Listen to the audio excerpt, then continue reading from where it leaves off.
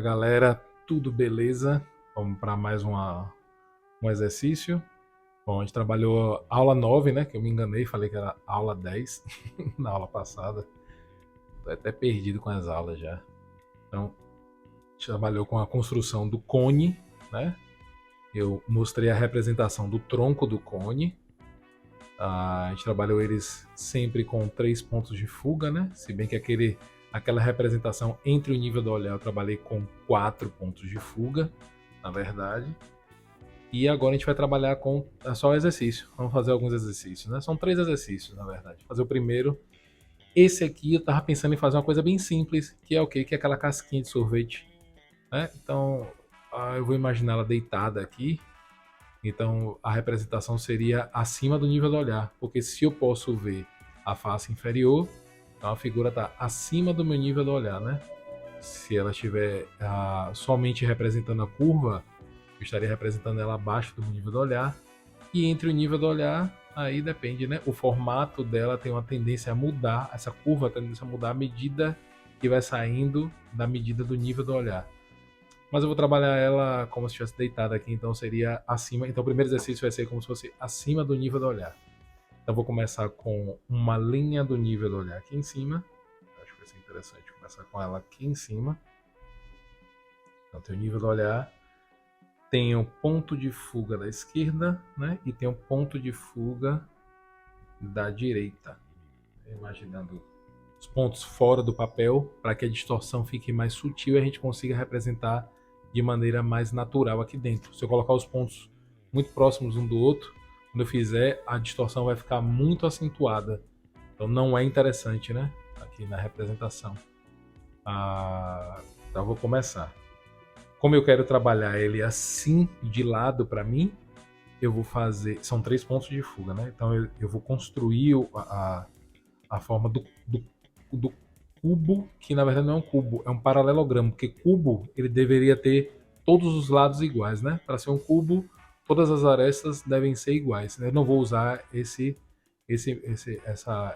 ideia geométrica, né? De lados iguais. Tentar fazer como um paralelogramo para que o formato da minha casquinha de sorvete fique mais convincente, né? Como uma casquinha de sorvete mesmo. Então vamos lá, como é que começo? Trabalho um ponto qualquer, já que são 3 pontos de fuga.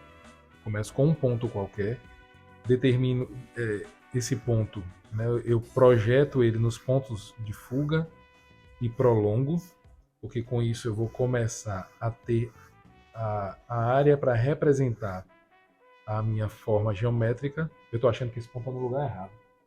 Eu poderia ter colocado esse ponto um pouco mais para frente. Acho que aqui seria um bom lugar. Aqui, ó, é um bom lugar. Então vamos consertar o erro antes de continuá-lo. Logo no início. Então, vamos lá. Imagina o ponto de fuga. Prolongo. Imagina aqui o outro lado, outro ponto de fuga. Prolongo.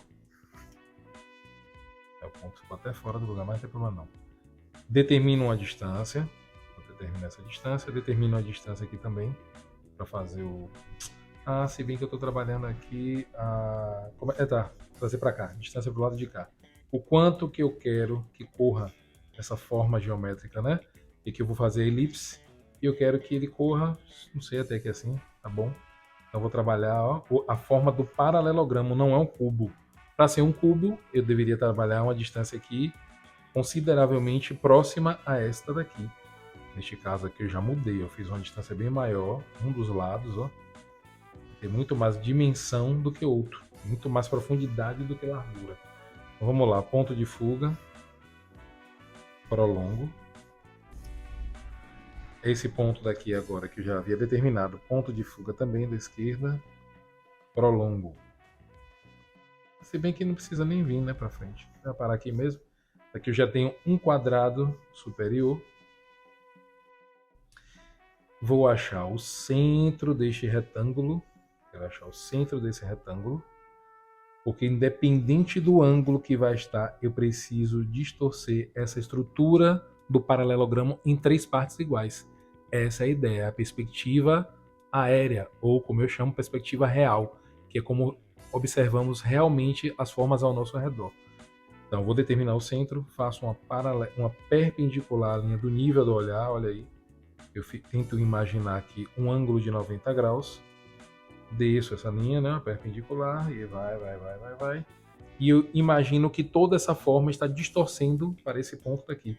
Então, todos os pontos aqui não vão ser mais pontos em perpendicular ao nível do olhar. Vão ser pontos, ó, sempre como se estivessem se juntando a um ponto que está aqui embaixo.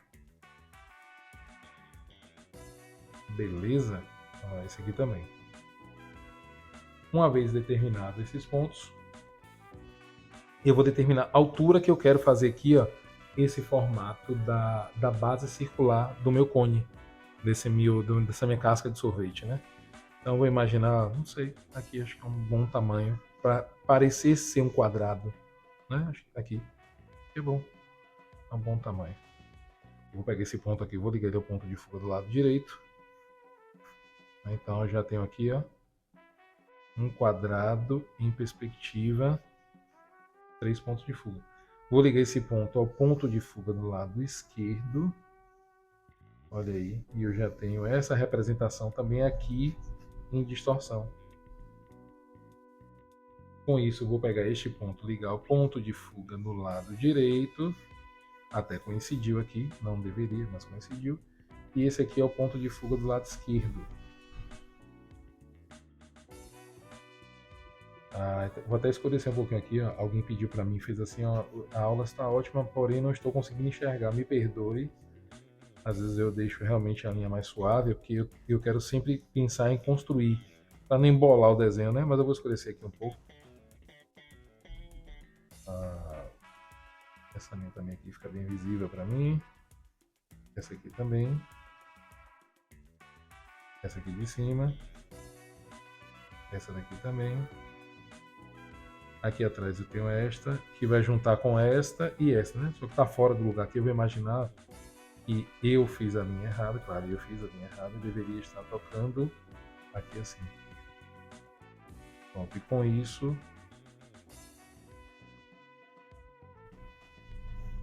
eu tenho aqui a representação do meu paralelogramo. Não é um cubo, é um paralelogramo. E eu quero fazer com que a casquinha, a parte de cima, né, onde coloca o sorvete, esteja voltada do lado de cá. E aqui o final do cascada, né, daquela forma cônica, daquele cone do sorvete. Então como é que eu faço? Eu vou achar o círculo dentro deste quadrado aqui, ó, em perspectiva, 3 pontos de fuga. Não muda nada, mesmo processo. Vou achar o centro também logo aqui, ó, desse quadrado posterior a ele. Eu já tenho o centro aqui dele, já sei para onde vai correr esse cone, mas eu vou voltar para aqui. Pronto. Vou imaginar essas linhas verticais que estão indo em direção ao ponto de fuga, imaginar outra aqui no meio, indo também em direção a esse ponto de fuga, ou seja, ela vai dividir aqui ao meio e aqui também ao meio. Vou imaginar também esse ponto indo em direção ao ponto de fuga, ó, do lado direito, prolongo, e com isso eu tenho essa metade aqui também dividida e essa metade aqui também dividida. Vou pegar uma metade, qualquer metade de diagonal dessa, e dividir em 3 partes iguais, levando em consideração a distorção. Exemplo, esse lado parece estar um pouco menos distorcido do que esse. Eu posso usar ele aqui. Ó. Pegar uma metade dessa aqui e imaginar. Um ponto, 2, 1, 2, 3. Coloca um pouquinho para fora. Aqui eu tento animar. 1. Aqui eu dividi em 3 partes iguais. 1, 2, 3. Coloquei um pouquinho aqui para fora. É um macetezinho que eu expliquei já há umas 2 aulas atrás, eu acredito. E aí eu vou pegar este ponto e projetar ele nas outras 3 metades de diagonais, como? Faço uma paralela linha vertical aqui, e na verdade essa linha está indo em direção ao ponto de fuga, né? E pego esses 2 pontos e ligo ao ponto de fuga do lado direito. Olha aí. Aí provavelmente alguém vai lá e vai dizer, pô, para desenhar uma casca de sorvete, uma casquinha de sorvete, preciso realmente fazer isso? Não, gente, veja bem, não é que precisa fazer isso. Eu quero que vocês entendam o que acontece com a estrutura, para que quando a gente começar a desenhar, porque assim, eu acredito que desenho de criação é muito de nossa experiência, do que a gente vê, do que a gente observa e do que a gente entende. Se você consegue entender bem essa forma, Aí você consegue manipular bem ela, né? Eu acredito que é assim. Então vamos lá, pego as extremidades aqui, já tenho a elipse, que é um círculo em perspectiva, ligo ele aqui ao vértice e com isso eu tenho a estrutura, a forma de um cone de sorvete. Só que o cone de sorvete, analisando o cone de sorvete, se vocês analisarem com calma, ele tem um formato que ele não é exato. Ele começa em um ponto mais baixo e ele tem uma curva mais acentuada, é como se houvesse um corte chanfrado.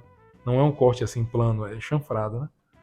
Então, se eu imaginar isso aqui, eu posso puxar um pouquinho mais essa, essa curva e determinar assim. Acho que funciona. Aqui também, descer um pouquinho. Pronto, subir. E com isso eu tenho ó, já. Aí ele tem umas ondulações, né? O formato do cone ele tem umas ondulações. É tipo um quadriculado. Ele tem um formato meio quadriculado. E a gente percebe ele quando a gente faz a volumetria, né? Então, ou seja, ele não é liso, né? Ele não é plano essa, não como é que eu poderia dizer? Não é contínuo, né? Ele tem ó, essas ondulações aqui, ó, que é do formato do molde dessa representação aqui, ok? Isso aqui é mais ou menos isso. Aqui do outro lado a mesma coisa. Vou fazer aqui, aqui, aqui, aqui. Quer dizer, ele vai ter tem uma diferença, né? Ele tem uma elevação em alguns pontos. Do outro lado a mesma coisa. Eu vou imaginar que esse formato fez uma curva e sempre subindo, né? Sempre subindo, sempre subindo. Então aqui, ó, ele vem de baixo para cima, não é isso? É, exato. Ele vai subindo. Então,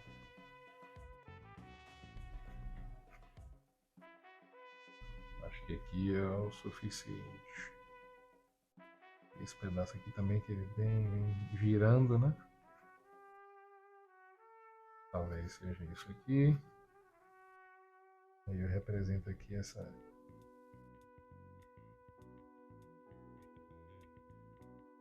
esse efeito que ele causa aqui pra gente. Claro que vamos perceber isso melhor na volumetria, na ausência e incidência de luz dele. A gente tem uma ideia melhor de como é que fica, como é que procede essa volumetria aqui, né? Não acredito que eu vá fazer agora, não nessa aula, mas está perto. Logo, logo vamos acabar a parte de construção dos sólidos. A gente vai trabalhar. Vamos trabalhar um sorvete aqui derretido. Aqui dentro também esse efeito do cascalho, né? Dessa espiral aqui. Ela funciona pro lado de dentro também.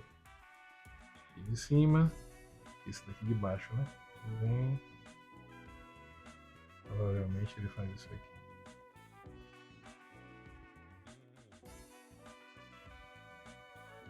E aí claro que eu não vou ver tudo isso aqui.